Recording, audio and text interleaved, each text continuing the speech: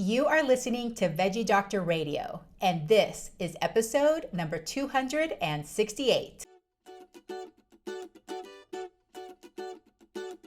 Welcome to Veggie Doctor Radio. I am your host, Dr. Yami, board-certified pediatrician, certified lifestyle medicine physician, certified health and wellness coach, author, speaker, mother, wife, and human being.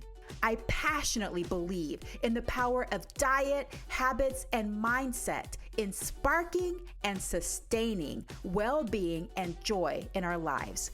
This podcast combines expert interviews and thoughtful monologues to explore plant-based nutrition, lifestyle medicine, parenting, mindset, and other exciting and fun topics. I hope that these episodes inspire you, uplift you, and equip you with the knowledge and tools to live your best life. Are you ready to get started? Let's do it. Veggie lovers, y'all, I have an amazing episode for you. I know I say that every time because it's kind of true. There's a lot of great episodes on this show, but this one, you just have to listen to this episode. You're probably going to want to listen to it more than once. There's so many beautiful gems, so many beautiful lessons. I just finished interviewing Dr. Malhotra, and I have so much beautiful energy inside me, this positive feeling. So I know you're going to love it. I do want to remind you that the information on this podcast is for informational and educational purposes only. It is not meant to replace careful evaluation and treatment. And if you have concerns about you or your child's eating, nutrition, or growth, please consult a healthcare professional. So let me talk to you about Dr. Simran Malhotra. So she is a triple board certified physician in internal medicine, hospice, and palliative care, and lifestyle medicine. So she completed the T. Colin Campbell Plant-Based Nutrition Certificate in 2019, the Chef Culinary Coaching Certification in 2020, and she is a Well Coaches Certified Coach.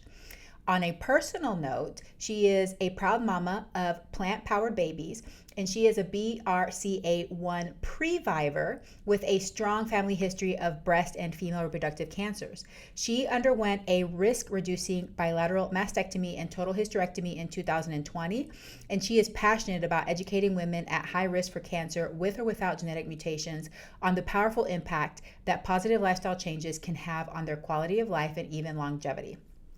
So this episode is a little bit unique just because Dr. Malhotra she just has so many different experiences, both personally and professionally. There was a lot to talk about and a lot to pull from. I will definitely have her back on the podcast again because she is writing a book. Good news for us because we're going to have a wonderful book to read.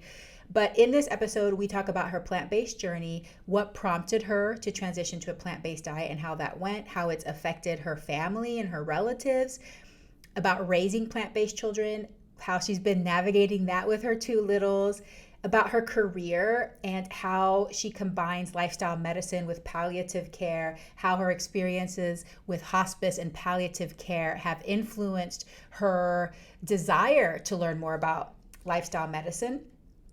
And then we talk about her journey as a cancer pre-vivor, getting her genetic mutation diagnosis and all that she went through with that. We talk about the lessons that she's learned of being an end-of-life doctor.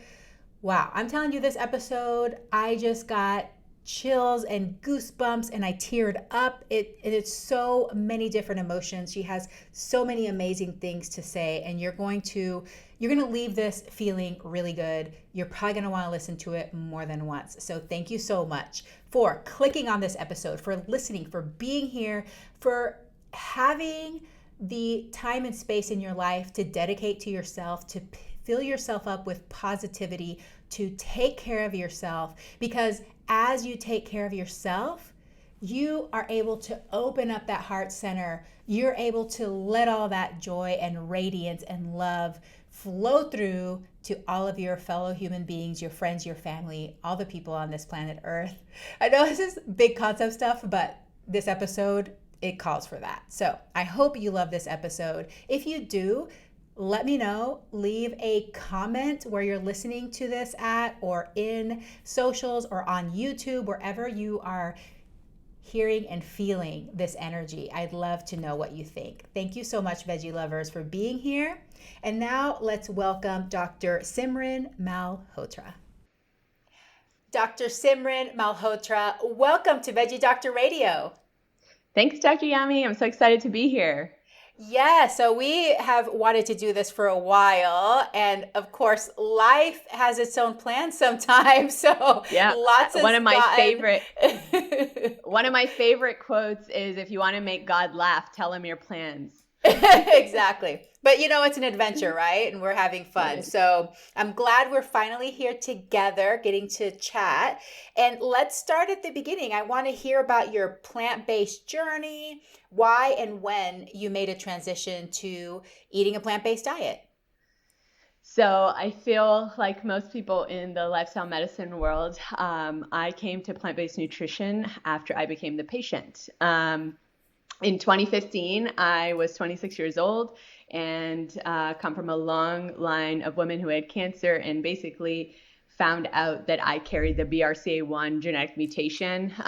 So for your listeners, if you're familiar with Angelina Jolie, it's the mutation she found out she had, and it radically increases your risk of breast and ovarian cancer and some other cancers. So at that point, I became the patient, and I'm also a palliative care physician, so I was also caring for people with advanced cancers, and that was probably one of the scariest times of my life, because it's almost like I could see my future in a way, because some of the patients I was taking care of was very, very young. So for me, it was like I was going to the doctors, and they were talking about surgeries, and they were talking about medications, and getting my kids out of the way, and like doing all the things I needed to do in a very short period of time. And for me, it was like, but what else can I do outside of, all the things you're talking about? What can I do in my everyday life to reduce my risk of cancer? And at that point, it was just crickets. Like nobody had anything to share except you have a genetic mutation, so there's really not much you can do in terms of your lifestyle that's going to help. And for me, that just wasn't enough. And I had this one patient, like I talk about her a lot because she was really the fuel that led me to want to figure out a way. And she was a young lady in her 40s with advanced ovarian cancer. And I was taking care of her while I was working in hospice. And she found out a few days before she passed that her and I both carried the BRCA1 mutation. She also had children. At the time, I was about to get married. And she basically said, Simran, this doesn't have to be you. There is something out there that you can do to reduce your risk, and you just need to figure out what it is. And that just get goosebumps every time I talk about her. But that was just a few days after that, I think I picked up How Not to Die by Dr. Michael Greger, which I'm sure you're familiar with that book. And that book just completely changed the rest of my life. The last 7 years, it started with that book. And as we went 2015, we got married. We were I'm Indian, so we ate a typical American South Asian diet. My husband's French Canadian, so he ate more meat, potatoes diet growing up. And at that point, we were just let's just do a challenge. I think we said 30 days. Let's just go vegetarian. Let's just try it. And we did. And then I never went back. And he was more of a vegetarian at home and ate whatever at the hospital or at work or whatever. And then slowly, what we did was, it was very slow. We said, okay, we made a list of all our favorite foods, right? Pastas and different types of pizzas and whatever. And we slowly looked for plant-based alternatives to our favorite foods. And that's how we slowly transitioned until 2018. So I basically became vegetarian, learned how to cook. That was helpful. In 2018, I was pregnant with my second baby. And I picked up another book, The Cheese Trap by Dr. Neil Barnard. And one of the things that was very, very special to me on my journey When we talk about the BRCA piece in a bit, I'll talk more about this. But one of the things that was really special to me was breastfeeding. I was hoping before I had children that I would be able to nurse my children. I don't feel that that's the only way. Fed is best for sure. But for me, it was just very special because I knew that I was going to get a preventative mastectomy. And so for me, it was like, that was how I bonded with my kids even more. And nursing them, I did it uneventfully. It was a beautiful experience for both of them. But when I picked up that book, when I was nursing my second baby, and for the first time in my life, I realized that the cow's milk that we're drinking is the milk that the mama cow is making for her baby cow. And in that moment, as soon as I read it, I had this visceral reaction because I was still nursing my second baby. And I went to my husband, I'm like, we're done. We're never drinking cow's milk. We're never having any more dairy. Can you imagine somebody coming and taking Sage and ripping him away from me? And I mean, I get all emotional talking about this because it's just the idea of it was so visceral that we never touched dairy. I never touched dairy again after that. And we became vegan. So that's that. Wow. No, I got full body chills and I started tearing up. You're not the only guest that's had that reaction during breastfeeding. I've had other guests who have said it happened to them. They made the connection during that time because it's such a thing. Whenever we have kids, it's not until we have children that we experience that feeling of I will kill for you. Yes. There is nothing that will stop me from protecting you. Nothing on this freaking planet, Absolutely. And so once you have your children, you feel differently. And then you can start empathizing with even these non-human animals that probably feel the exact same way, right? Yeah. Because they also have this instinct to protect their child and to do whatever they can to help their offspring. So yeah, you're not the only one, but even hearing you say that and seeing your face, my full body was like, yes, I completely understand you. Wow, that's so powerful. All right. Well, I want to go back because I know that your journey with the mutation has been very powerful as well. But I want to take a step further into your plant-based journey. Obviously, your husband has been brought along on this journey with you, but tell me about your children. Tell me about your extended family. How has your way of eating affected everybody? I think one of the most beautiful things that came out of just the transition to plant-based eating was the ripple effect. And this was even before we had kids. So my husband, I'll give you his story. My husband, when we met, I guess now, 11 years ago, 12 years ago, he's an intensivist. So he works in the ICU, very high stress. His call schedule's insane. He works a lot. So when we first met, he was 20 pounds heavier. He was borderline hypertensive, borderline high cholesterol. He was creeping up there, basically. And when we first met, he actually, 3 or 4 months after we met, he got admitted to the hospital. And I hope it's okay with me sharing this story. I'm not sure if I actually shared this story before, but I'm just going to do it. I think it's fine. I've been doing this long. I've done enough podcasts now that his name comes up. So he'll be fine with it. But basically, he got admitted to the hospital. And this is we just met, okay? And he had severe abdominal pain, and we both were very scared because we saw the CAT scan, and there was he was constipated, so there was a lot of poop there, but right around the cecum, in the intestine, there was what looked like a mass. So for us, we both freaked out. I mean, he was 34 years old at the time, and they went in, they did an EGD, endoscopy from above and a colonoscopy from below. And thank God, in the end, he was just severely constipated. Can you imagine? He was so constipated that He was having like severe abdominal pain, severe nausea. He was like, it was just so bad to the point where he had to be admitted to the hospital at 34 years old. And this was as a result of like many things, right? Like he was just really doesn't drink any water. He was mostly eating food outside or at the hospital. And he was working all the time. He's very stressed. He doesn't really sleep because he gets called in the middle of the night. So all of those things basically probably were contributing to that. So then like a year later, whatever, I get my diagnosis and then with the genetic mutation, and then basically slowly start going through Dr. Greger's book and slowly we start changing our diet, vegetarian and then more plant-based. And then like basically up like a few years later, we ended up looking into like life insurance and those sorts of things. So we knew he had all these issues, but we got our life insurance stuff done. And now his blood pressure is normal. His cholesterol is normal.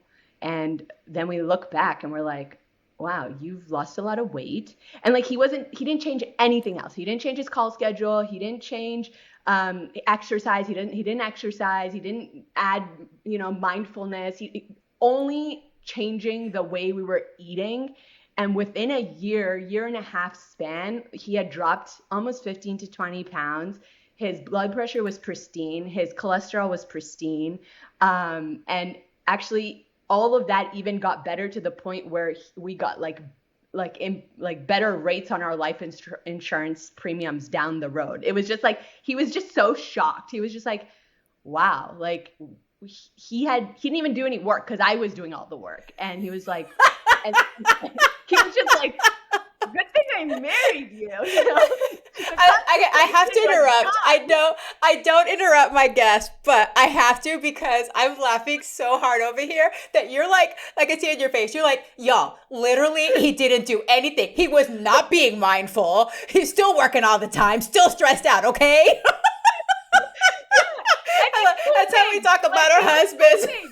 Oh my God. Like abdominal pain gone, everything gone. Like I was just like, oh my God. And we didn't even this was just changing our diet. And we weren't even whole food plant-based vegan at this point. Like that's how wild it was. And the part that blew my mind was like, I specifically remember the day he was discharged from the hospital. The doctor came and sat on his bed, and she was like, she looked at both of us. She was like, this career in medicine, it's really hard. It's really hard. And, you have to stay on top of it. And so she literally gave him 2 bottles. She gave him an antidepressant and an anti-anxiety pill and laxatives. Wow. And she was like, it's just better to stay on top of it. And I was like, this is on top of it. Like looking back at that moment, obviously he didn't do any of that stuff, but looking back, I was just like, wow, Oh my gosh. Oh man, I hope not. I hope that in order for us to stay in medicine, we don't all have to be on an antidepressant, anxiolytic, and a laxative just to make it through. That's so sad. It is so sad. And that's it goes back to, just why you and I are doing what we're doing to change the narrative, not just for people in the community who don't know any better because they don't have the education, but also for our own people within the healthcare field who don't understand that the root cause of, anxiety and constipation and depression and, stress is our lifestyle, is the food that we eat, is, the things that we consume. So it's just been such a incredible thing to look back and see my husband, every time someone sees him, they don't guess that he's 44. They all think he's way younger than he is. And he's doing great. We're still working on all the other pillars of lifestyle, but he has his food down and he's proud of it now too. When he talks about it, he's like, this is how it helped me. This stuff works. And he goes on to say look, you don't have to deprive yourself. We still eat pizza, we make it at home or we eat out, but you can still enjoy all the things. I eat burgers, I eat all the things that I love to eat but most of the time we eat at home and we eat, whole foods. And then we have our fun foods when we go out and go to the party or whatever. But his Yeah. story has just been amazing. And then, of course, my mom is like, she's a 2-time breast cancer survivor. So for her, when I was able to, she's always been vegetarian, but giving up dairy and really going whole food plant-based, I mean, she dropped almost like 35, 40 pounds, I think. And just for me, that's amazing because that, obesity is one of the greatest risk factors for breast cancer and breast cancer recurrence. So for her, it's a gift for her Yeah. future health and life. So she's doing Wow. amazing. Yeah, that's so So, powerful. And I just want to reemphasize for the listeners that one of the reasons Dr. Malhotra was saying what she was saying about her husband is because it just emphasizes and highlights the power of food. Because it's so hard for many of us to understand that food is so powerful, both in the beneficial way and in the potentially risky way. We forget that it's so powerful and that it doesn't take having to go all in 100% and being like feeling like you're deprived or feeling like you're missing out on stuff. Start making steps towards that direction and you're going to see how powerful it is. About your mom, I'm just curious because you're saying that she's South Indian, correct? What was it like with her getting off the dairy? Because there's so much butter and cheese and creamy, delicious food in the Indian yeah. culture. How did she do with that? Yeah, I mean, I think the hardest part for her was giving up oil, and she still does, I think, because we tried to really go whole food plant-based. So like her and I really learned how to cook without oil. And that was kind of the hardest part of her journey because she was never huge on dairy, but the thing is like she loves pizza. Like this woman loves pizza. Okay. So trying to, learn how to enjoy pizza without dairy cheese was, I think, probably the biggest thing for her. And then, within our world, like we eat a lot of what we call paneer, which is like, made from dairy.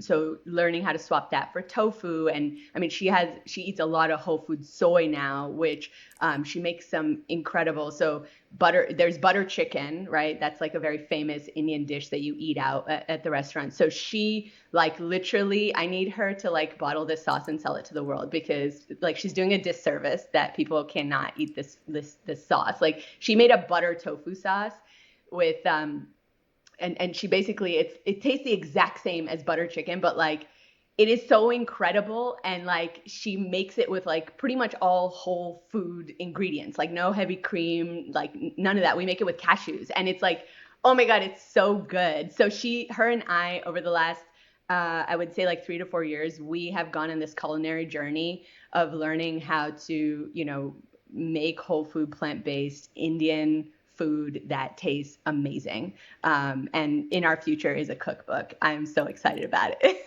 Well, yeah. I mean, I hope I don't have to wait till the cookbook though, Oh since no, I'll mail please, you I one. need Don't I worry. need to have that sauce recipe. I It's so love, love, good. love Indian food, so that sounds amazing. All right, Yes. well, let's talk about your kiddos then. So you Oh have yes. 2 children now. So are you raising them plant-based, and what lessons have you learned as you navigate this value, this lifestyle change, and you're juggling a busy career?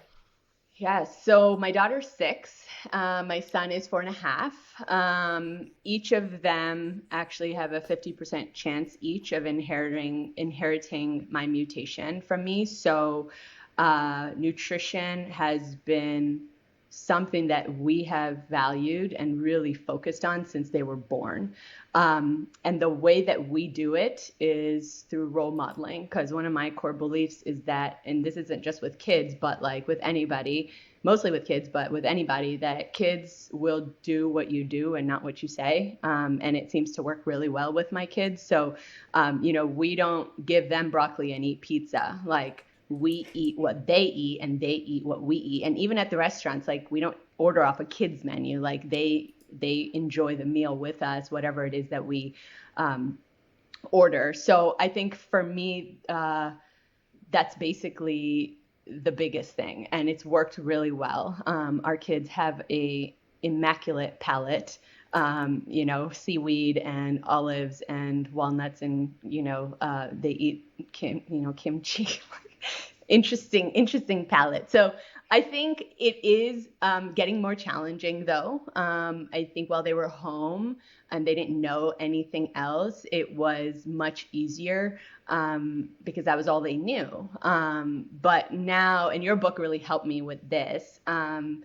Now it's like understanding that, in our house, they're going to get, whatever they're going to get. And my job is to provide and show them, involve them in cooking and show them how it can be fun and all that stuff, and put it on the table. And their job is to decide, what and how much they're going to eat. And I have to hold back the deep-rooted Indian side of me that's finish your plate, eat everything, that's really hard. And part of the reason that I struggle with it now and I didn't before is because now at school there's birthday parties and they have cupcakes and they see what their friends are eating. And now my 6-year-old's being asked, why don't you eat bacon and why don't you do this and that? And she's really good. Because part of it has been, we've had a conversation since they were babies about why we eat the things we eat, and not just why we eat them, but how are they helpful to our body? And we talk about the animals and so we do all that, but still peer pressure is, man, even at 6, it's hard. So I think they're still plant-based at school. It's just, I do work a little bit harder, I know when all the birthday parties are and all this stuff. So they do get vegan cupcakes and they get vegan pizza and they get all the stuff that the other kids get, because I really don't want them to feel scarcity when it comes to our lifestyle. I want them to feel abundant, and I want them to feel that they can eat everything that other kids eat, and they can show them that it's fun to eat plants. But I think it's been more challenging lately because those foods are calorically dense. And so a lot of times when they come home, sometimes they're not really hungry for dinner. And that can be hard because I'm like, oh, you ate 2 cupcakes at school today.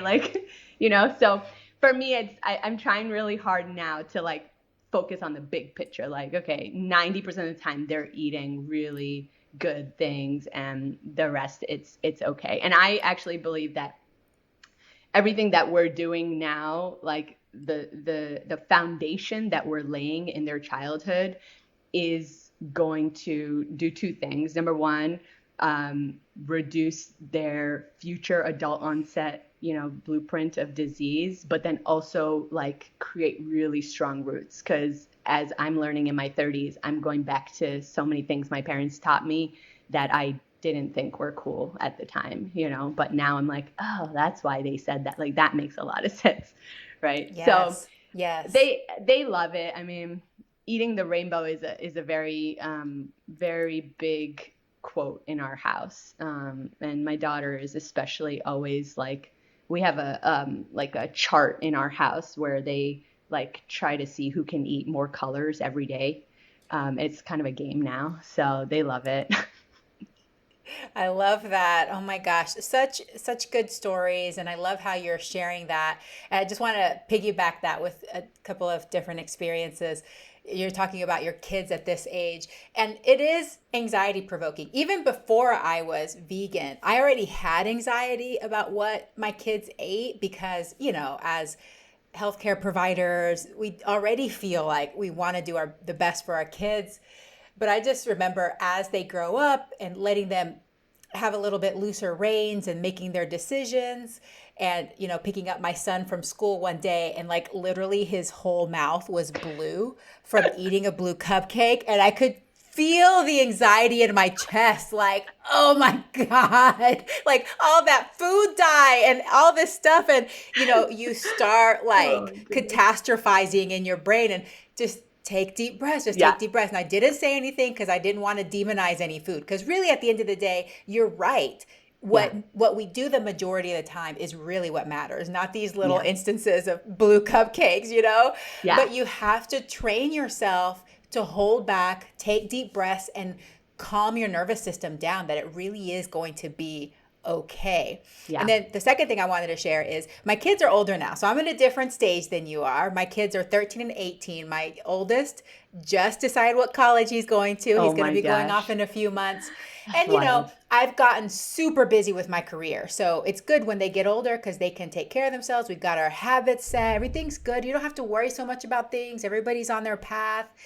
And I probably got a little bit, you know, wasn't involved enough. My older son had some retreats at his school, and I just figured he would be taken care of. He's been at that school for 4 years. Right. They'll have options. You know, he was going on retreat for a whole weekend. Well, when he came home, and I always send him with snacks no matter what, but I didn't do my due diligence of Right. making sure ahead of time that he would have a good, substantial hot meal while he was there. So he just basically had, like, you know, plant-based granola bars. But when he came home, he's like, yeah, basically all I ate was salad and Oreos, because that's all there was that was like vegan. Everything else had meat in it, like meat, not even just dairy, because sometimes he'll flex for dairy if there's nothing else, you know? And I just got so upset about it. Yeah. And I communicated with the school in a nice way, because you have to be Yeah. kind about these things, because Yeah. people just don't think about it. And I was like, you know, he's been here for 4 years. My next son is going to come in another year. Just want y'all to know, please remind parents, ask them if there's any special diets, because my son just had salad and Oreos, and that's not a healthy, balanced diet. Well, what came out of that was good is he had another mission trip like a few weeks later. One of the teachers that went on the trip with them decided she was going to go vegan for that week. Oh, nice. So that she could do it with him, and That's that there would be plenty of amazing. food. And so out of that experience, even though it was tough and I was upset and I was kind of like irritated at the school, it came out with some good stuff because I approached it with some patience and kindness and didn't just Yeah. like blow up about the whole thing. Yeah. So just know that these things are going to happen. And as your kids grow, they have the skills, they develop it. They can also stand up for themselves too, you know, but good things can come out of it. Absolutely. And it's like, it really ignites like the curiosity mindset in other people. And like, it kind of like the ripple effect I was talking about earlier, like, it's been really amazing. I've appreciated my children's teachers so much, because they're like kind of staying ahead of it. Like, they'll let me know when there's something where, you know, can you bring in, you know, a plant-based alternative or whatever. But also, like, the other day they had an Easter egg hunt thing, and she asked me to volunteer. So I came, and like, she found these like plant-based cookies or whatever, and she like brought it, and she's like, I really want to learn how to read the label with you. Like, can you show me so I can understand? And like, same thing in like my husband's family. Like, when we go to Quebec to visit, like, you know, I won't say things, but like my daughter will go to her uncle and be like, Uncle Simon, is this vegan? Like, and so now, like, over the last 6 years, like, even when we go over, like, we've seen such a change in like the way that the foods that are in the house and the way that they're preparing for meals when we're there, like, without me initiating anything. It's just natural. And like, and it's kind of cool because like they're loving the like side effects, you know, the happy side effects that are coming with the changes without anyone actually telling them to change. It's just, and I think kids have that fun playfulness about them. So they're actually great catalysts for change, I think. Yeah, they're disarming. They're not intimidating. It doesn't cause that same reaction in adults that other adults do just by us even just saying we're vegan. People are all of a sudden defensive, Yes. you know, but when it's a child, it's different. So it's kind of nice when children are able to approach that.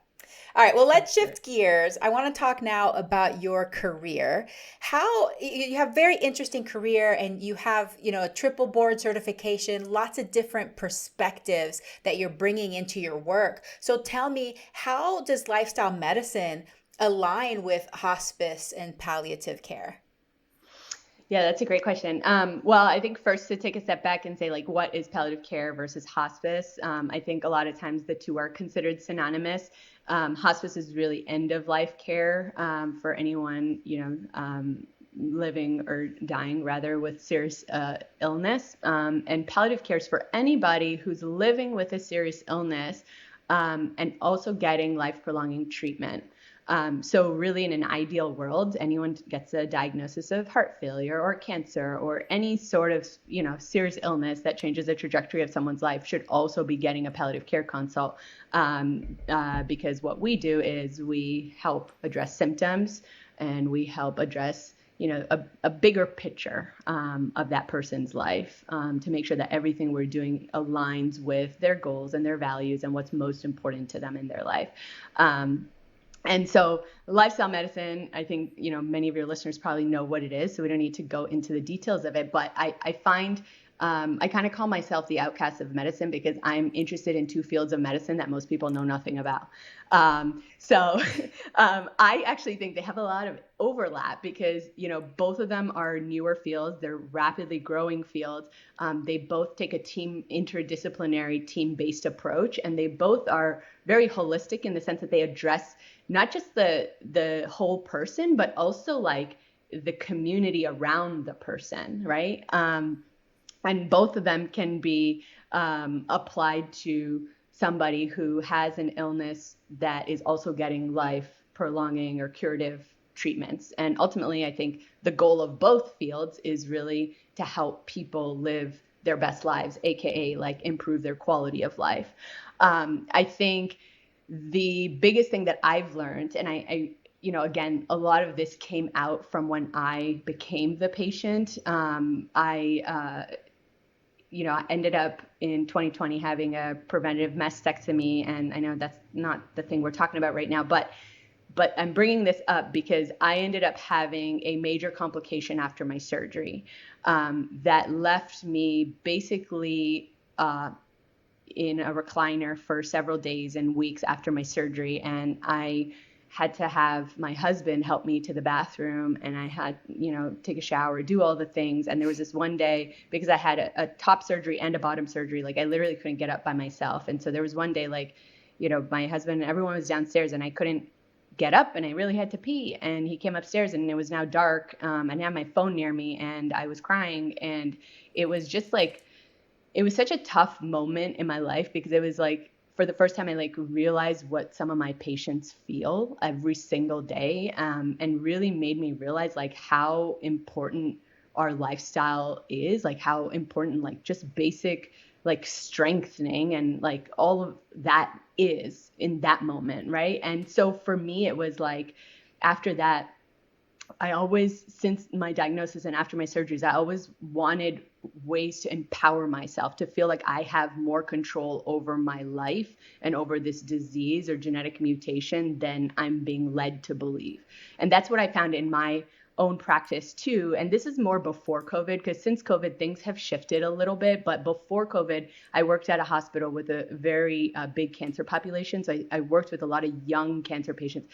And I tell you, like, these patients were hungry. Like, as soon as I would come and see these people, they're like, please just tell me anything I can do to like make this better. Like, I have kids, I have a family, like, I'm not ready to die, and so they were hungry. But at that moment, like, I didn't really have anything to offer them that could help.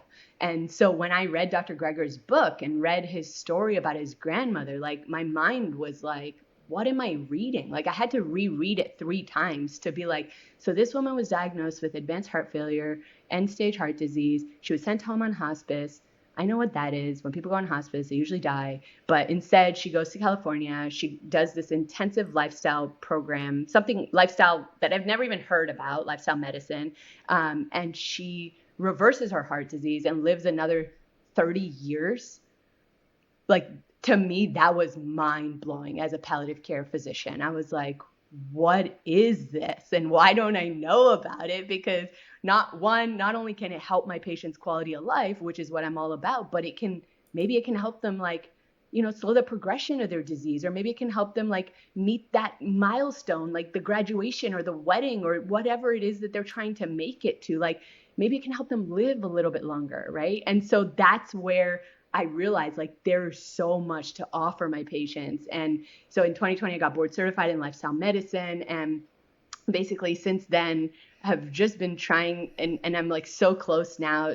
We're gonna launch a lifestyle medicine introduction to lifestyle medicine for our telehealth, palliative care telehealth patients in the fall. So I'm gonna do like a 6-week lifestyle medicine 101 group shared medical visit with them. And my goal there is just to show them that, look, you don't have to radically change your lifestyle. It's the simple things that you can do every day, like, incorporating even like a few more minutes of movement, eating more anti-inflammatory whole foods, adding some breathing. Like, these things will all improve the symptoms that you are dealing with, like pain and fatigue and low energy levels and anxiety, so much anxiety about the future, right?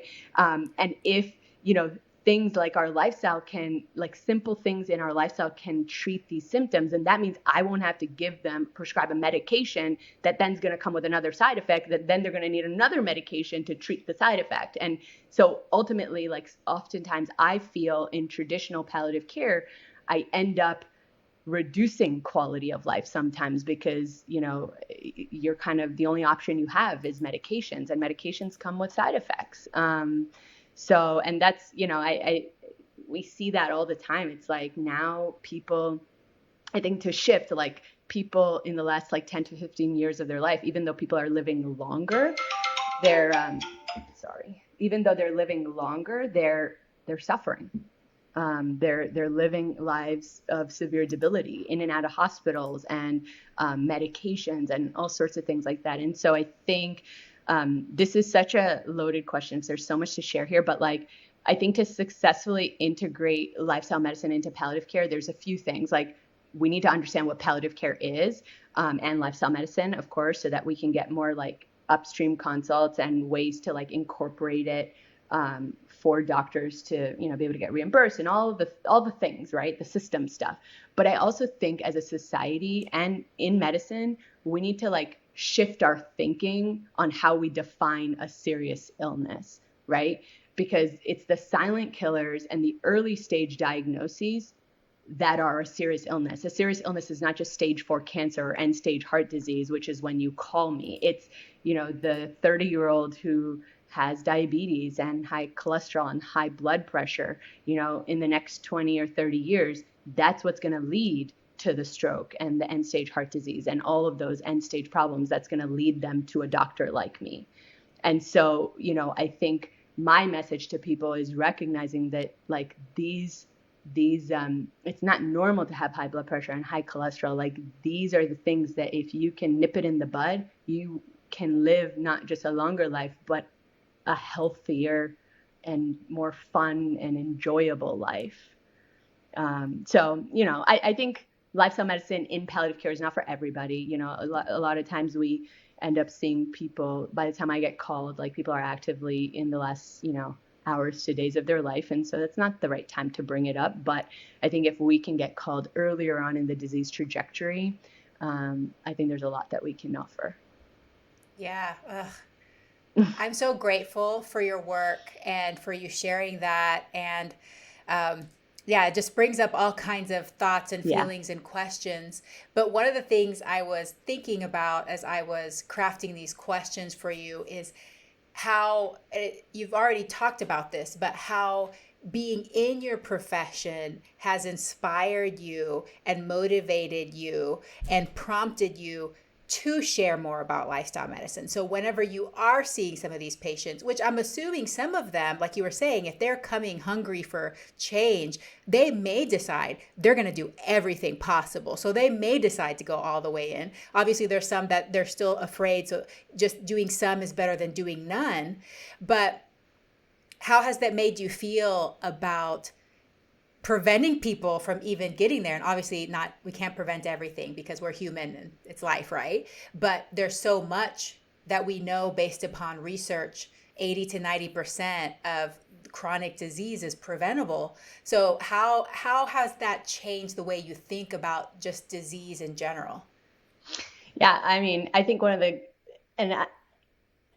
I often find myself, especially right now in this stage of my career, like trying to figure out like what I want to do, because I have all this knowledge with lifestyle and my pre-vivor, like my BRCA1 journey and all of that. Like, there's like this whole world that I need to like tap into to serve and impact these people before they get to what I see every day.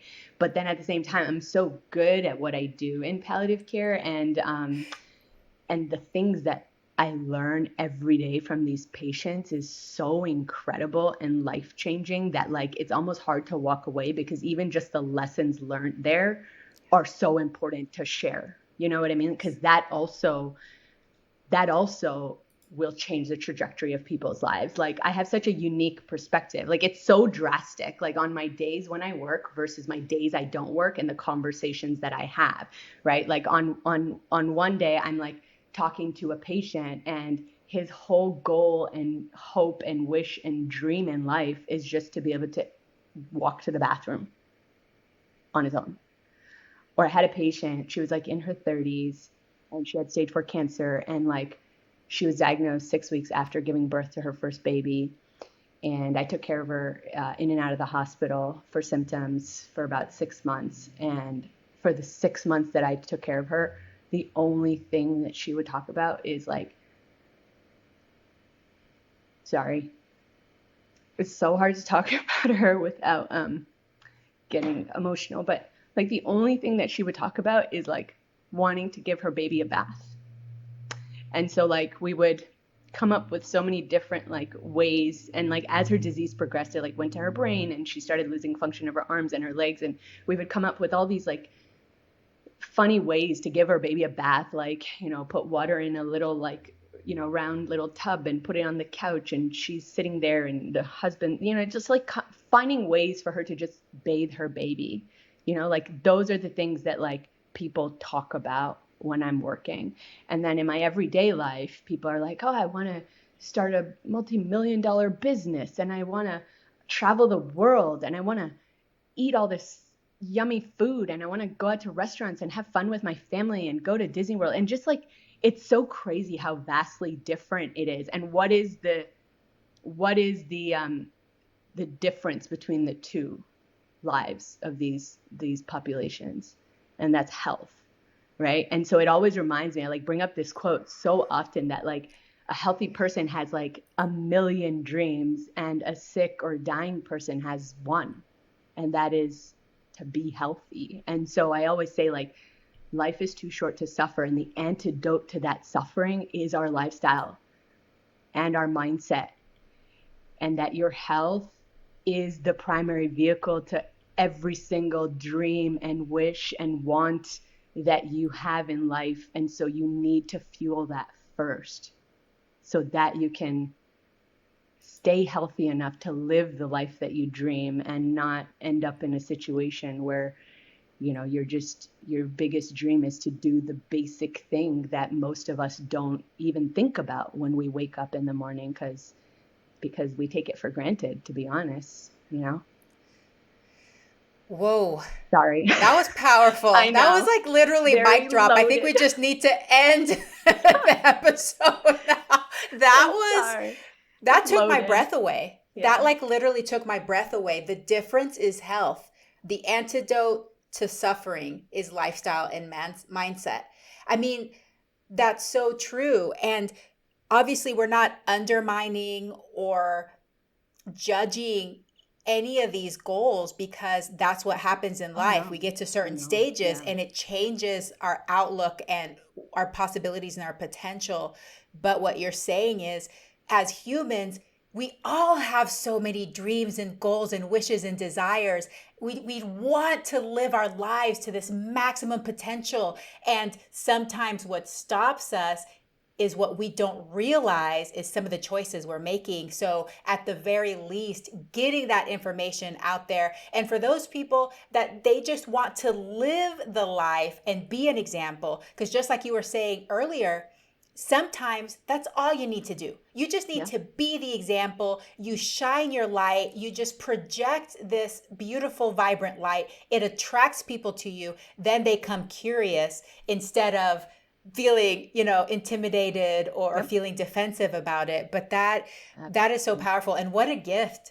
What a gift, Dr. Malhotra, that you have this so that you can be reminded every day of the gratitude we have in our lives, of these things that we Absolutely. take for granted. Just being able to get up in the middle of the night and go pee, because I do Yes. that like 3 times a night. Thank God I can do it on my own. Otherwise, I would definitely be having to have other arrangements, because yeah, that would Yes. not work well. No. So thank you for that. So Yeah, go ahead. I mean, that fueled with like my own experience just totally changed my perspective on, like you said, the gratitude of just waking up and being able, like when you tell people to have a gratitude practice, for me, when I'm coaching people, I'm like, don't think about the house you have or the car you drive. Like simply, if you're waking up and you're putting your feet and they're touching the ground, today is a beautiful day because you're above ground and your feet are working, and you're able to breathe without pain and ease. And so it's like the little things in life that really bring out like the beauty in it,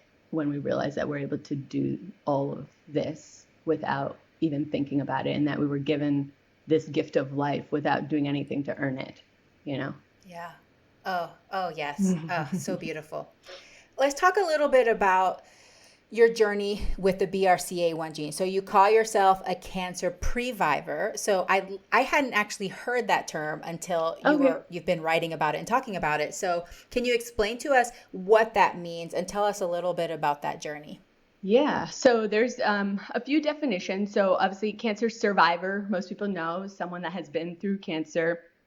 A lot of people now call themselves survivor thrivers. And so they're either living with cancer, getting treated, because some cancers are actually more like long-term diseases now. People can live a long time with certain cancers. So they can be coined thrivers, survivors. Now, pre-vivors are people who, like me, have a known genetic mutation that basically some people choose just to do screening, like really aggressive screening, and some people choose to do, preventative or prophylactic surgeries to reduce their risk of cancer. And so just for, I don't know if I said this earlier, but basically to understand my rationale and my thinking, let me explain this, because sometimes people get caught off guard when I share what I did. So the average woman has a 12% lifetime risk of breast cancer. So by the time they're in their 70s, and I believe it's less than 5% risk of ovarian cancer, if I'm remembering correctly. As someone who carries a BRCA1 genetic mutation, coupled with my family history, which is my mom's a 2-time breast cancer survivor. She was diagnosed first time at the age of 33 when I was 13 years old. And on top of that, the youngest person in her family, I believe, was in her 30s when she was first diagnosed with ovarian cancer. And in total, there have been 10 women on my mom's side of the family with either breast or ovarian cancer, and 6 of them have since become angels. But for me, with that family history and my known genetic mutation, I had an 87% lifetime risk of breast cancer and a 50 to 60% risk of ovarian cancer. Wow. So when I got that news at 26, I was flabbergasted. It was a lot, because at that point the doctors were like, listen, like your mom was 33, so you should have started screening when you were 23. I didn't, because I didn't even know about the mutation at that point. Because when my mom was initially diagnosed at 33, she had gotten genetic testing and it was negative at the time. But since then, we've come so far in understanding genes and learning new genes and all of that stuff. So when one of my family members was diagnosed with ovarian cancer when I was in residency, and that's when I told my mom, like, you need to get tested again, because there's something there, this isn't right. And maybe you'll resonate with this. I come from an Indian background, so we don't talk about cancer, we don't talk about disease, we don't talk about, like, everything happens behind closed doors. So it was very difficult for me to like peel back all those layers of like understanding who had what, when they had it, and putting together my family tree. And so basically my doctors were like, look, you need to have surgery before not you need to have, we would recommend, based on our experience, that you should have your prophylactic surgeries before the age of 33, which is when your mom was first diagnosed. So basically, I was 26. I was just about to get married, and I wanted to get tested before I got married, so my husband knew what he was getting into. And so we did that, and we got married, and then basically we had 2 kids. So then I was finishing residency, starting fellowship in hospice and palliative care, had 2 kids within 18 months apart, working full time as a new doctor. All of that happened, and that brought us to like 2020, which was just the year before I turned 33. And so at the height of COVID in September of 2020, I had a bilateral mastectomy I chose not to have reconstruction. And then I also, at the same time, had a total hysterectomy and oophorectomy, which means I got my ovaries out to reduce my risk of ovarian cancer. So I put myself into surgical menopause. I'm now on an estrogen patch to, protect my brain bones and my heart. But I didn't necessarily have to have the ovaries out, but I chose to, just because again, my perspective on life is just so different. Like I have cared for people at such a young age with ovarian cancer, and I have such young ovarian cancer patients, people in my family. And so for me, it was like, if I chose not to have the mastectomy, it would have made more sense, because at least I could screen for it. With ovarian cancer, there's no screening, and no reliable screening yet, at least. And there's, most times ovarian cancer is found late stage. So the anxiety of it was too much for me to handle. And I probably would have had to leave my job if I was gonna not do that. So I decided to just get it all out. So now I think my risk is like, I don't know, less than 5% of both. And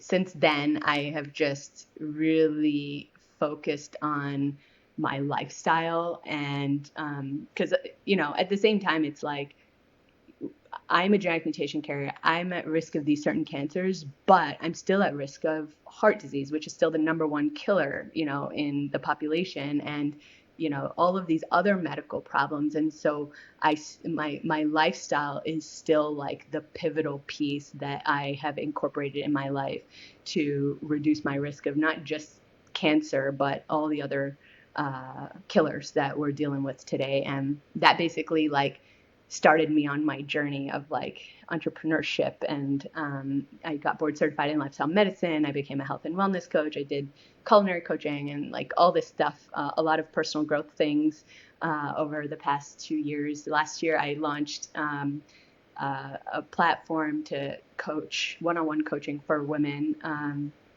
to help them optimize their lifestyle and their mindset, and help them regain like autonomy and well-being and confidence and all the things that I felt I had lost at one point in my life, and to kind of show them that there's a bridge that they can walk, so that they don't have to have as much pain and anxiety as I had going through it and figuring it out on my own. So now I'm trying to just figure out what exactly I'm doing with that, because I'm realizing I'm wearing way too many hats in my life right now. Oh my goodness. So What a journey. It has. I mean, wow. I can't imagine the hours and hours and hours you've spent contemplating it, thinking about it, dealing with it, all of these things, just thinking about your journey, what you've been through, and then taking that and all that you've learned and applying it so that you can help ease the journey of other people. That's true beauty. That's true beauty. That's true generosity. And so, again, I'm so grateful for you and everything that you're doing.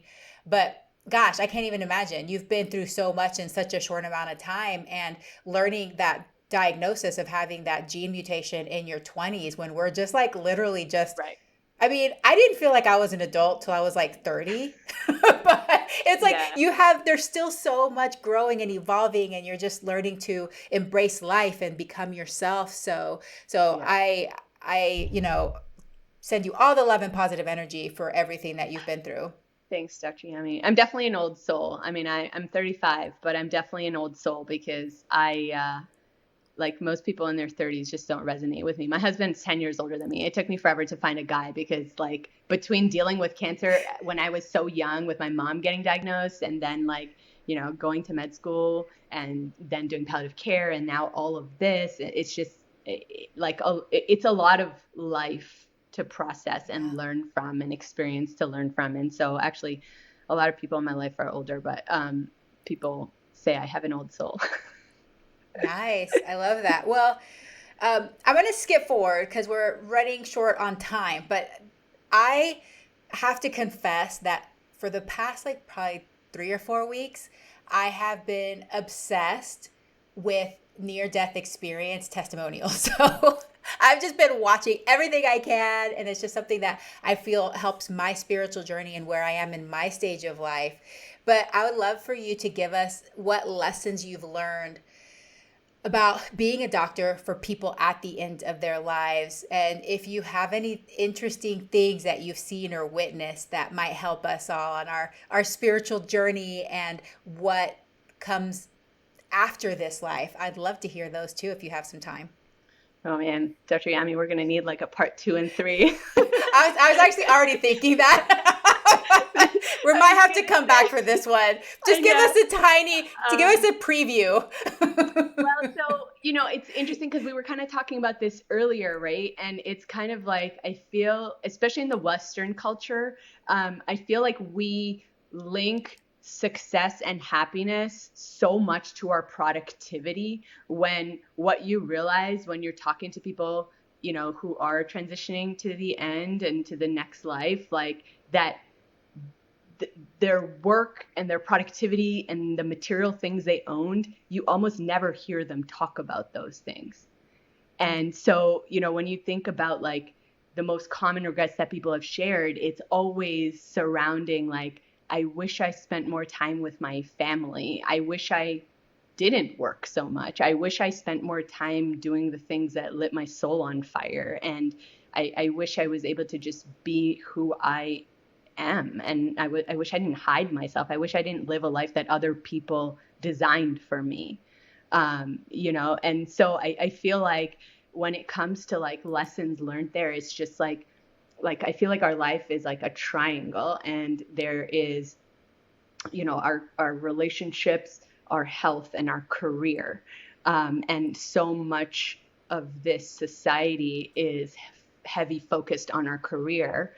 And what I've learned is that like on the road to that, like, running up the corporate ladder, it's like you're either sacrificing 2 things, either your relationships or your health. And in the end, those are the 2 things that people yearn for the most, is like, I wish I took better care of my body. I wish I lived the life that I dreamt of living. And then I wish I didn't, I wish I had a better relationship with my siblings or with my children, or like I can't even tell you the number of times that my incredible social workers have like called like the police to help us find people so that we can rekindle relationships, so that people can apologize and say, I love you and all those things before they pass, because that's what's more important at that time. Like it's crazy because I feel like we all know that, like we do deep down inside. And I think we just need to be more intentional about applying that to our lives, so that, I always talk about the rocking chair test. Like when I'm 90 years old and I'm rocking in my rocking chair, hopefully with my husband who's 100, we look back on our life like, we can say something like, the hard days were really hard and life threw us a lot of curveballs, but like, man, the good days, they lit our soul on fire. Like we enjoyed our children, we enjoyed each other, we prioritized our family, we created so many memories, and we experienced life, we experienced the world. And and just kind of asking ourselves, like, did we live the life that we wanted to live? And that's one of the biggest things that I'm doing now, is like I've done a lot of personal growth stuff in the past few years, and it's just like every time I'm called to an opportunity, I think about the rocking chair test, like, okay, when I'm sitting there, will I have wanted to do this? And if the answer is yes, then I tell myself, okay, Simran, now you need to do the opposite of what you would normally do. And just doing that in the last 4 years has transformed my life, like my relationships, my career, like everything. So I think there's a lot of ways, like life is going to happen to everybody, circumstances, all sorts of curveballs. But I think no matter what life throws your way, I think what I've learned, and this is really going to translate to a beautiful life when you look back on it at the end, is that we always have the ability to choose what we're going to focus on. So what's wrong is always available, but so is what's right, right? And we are the sole people who are in charge of the meaning that we give to our circumstances, the good and the bad. And everyone is going to get both, right? So the story that we create is either going to keep us in the past or help us keep moving forward. And then, we get to decide what action or inaction we're going to take next, which is ultimately what's going to design our life and our quality of life, and create the life that we want to live. That mindset has been transformative. Well, given all of that and all you've said, all that you've experienced, what do you wish more people knew? I think just that. I mean, it's keep it, it's KISS, right? Keep it simple, silly. Like, it's the everyday things, the everyday habits, and the everyday thoughts.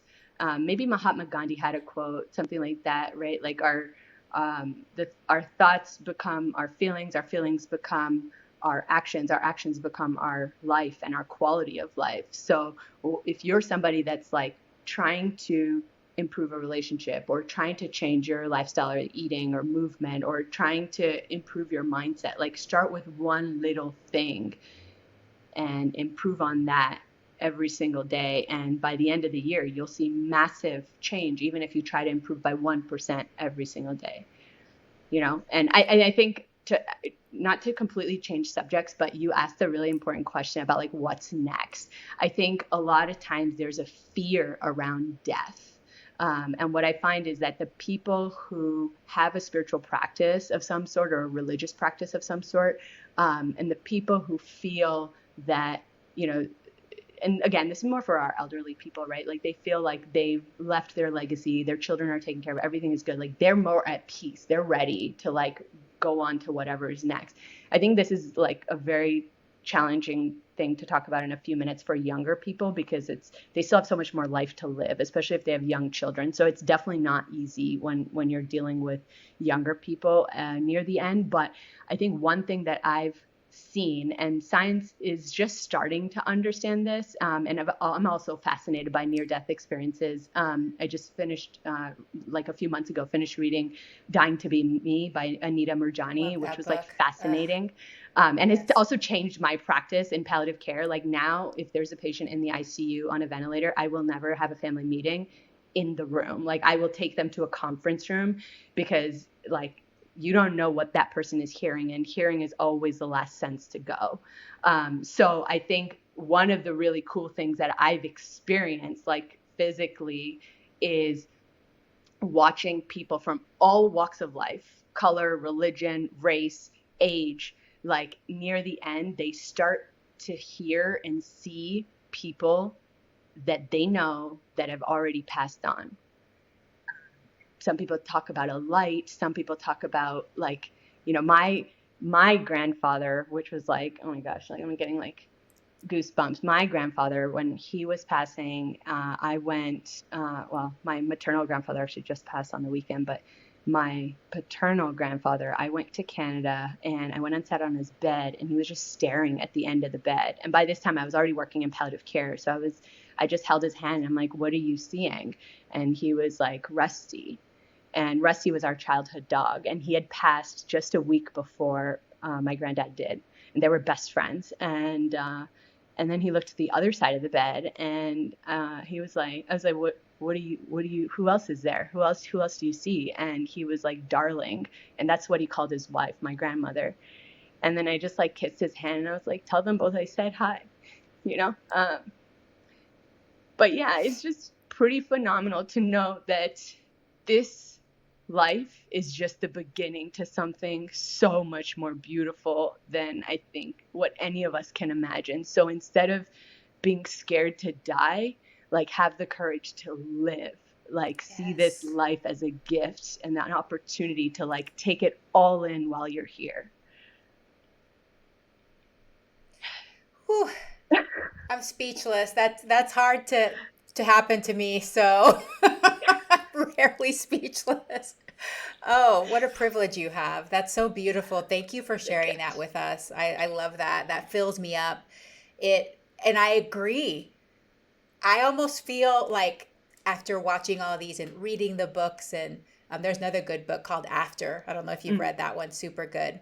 Um, I don't feel afraid to die, but I yeah. do think it takes courage to live Oh, and absolutely. make those choices. But I feel like when we become less afraid of death, we can become less afraid to live and serve and love those around us and just enjoy. Yeah. What can you choose today that you enjoy, because you're here to enjoy, you're here to experience and to share and to love and do all those things in this big playground that we have on this earth. So, Oh, I love wow, that. this The episode, playground. this episode is like, wow, very, Sorry, I tried to whew, very pack in good. way too much. Like, we need to I have love a it. I recap. love it. We will. But We'll I'm have writing a a part book, two. so that's why I'm Oh, writing a book. great. I love it. So you have an excuse to come back anyway. So you'll be Yes, back. yes. Okay, quickly, because we're out of time. Do you have a little bit Okay. more time? Yeah, I do. Okay. I'm good. Can Yeah, yeah. you tell us a little bit about your morning routine? Because before we started recording, I had told you, all moms with young kids, I know you don't really have your mornings anyway, so don't worry about it. But you said something really important. So tell me about what you've learned about your mornings and taking that time for yourself. Well, I was one of those people, and I know there's going to be like tons of people that are going to smile when I say this because I'm sure it resonates with so many people, especially women who are the caregivers for everybody. Um, for me, it was always self care is selfish. Like, that's just how I always viewed things until I was in that recliner, until I couldn't get up and move. And all of a sudden, it hit me like, well, if I can't move or do anything, who's going to take care of my kids? And who's going to do all the things that I do right now for everybody that I love and my patients and my family and everybody. And that was the moment in time that was like so pivotal. Like, it was like, okay, self care is not selfish. Self care is actually my self preservation.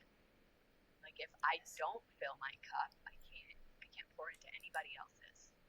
And so that's where it was like, okay, well, I am a busy mom. I'm a doctor. I have fur babies. I am married to a person in medicine who's extremely busy. We don't have any family nearby. They're all in Canada. And so for me, it was just like, okay, Simran, you've got to be resourceful. Like, you can't say you don't have time, because if it's important, you will make time. And so that's where the morning routine came in. Like, okay, the only time I can literally do this, because by the end of the day there's so many tasks to get done before the next morning, the only time that it was possible was the morning. And so I would say about for 18 months, maybe a year to a year and a half, I pretty much consistently from the 8 week mark post-op, when my doctor cleared me to get on my Peloton, since then, and that was 2020, for about a year to a year and a half after, I pretty much woke up at 5:15 a.m. every day. And at that point, for me, I was like rebuilding my strength and all that. So for me, movement was huge at that point. And fast forward, essentially, because it's changed, right? Like, I've gone through different seasons since then.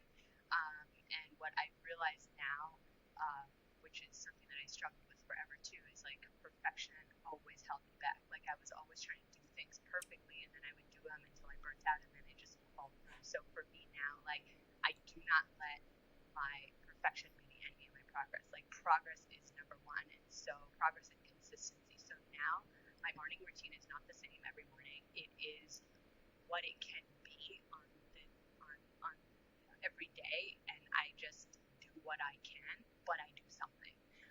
So for me, it's a little flavor of three things. It's movement of some sort, and now that I'm in menopause, like, a big thing for me is strength training. So some sort of either aerobic exercise or movement, and then some sort of like a mindfulness practice. So and lately I've been playing with I have a portable infrared sauna, which has been like life changing. So I have that in my gym now, and while I'm in there, I do a visualization, meditation, and breath work. So that's like literally 15 or 20 minutes, and then like a 30-minute movement routine on a really good day.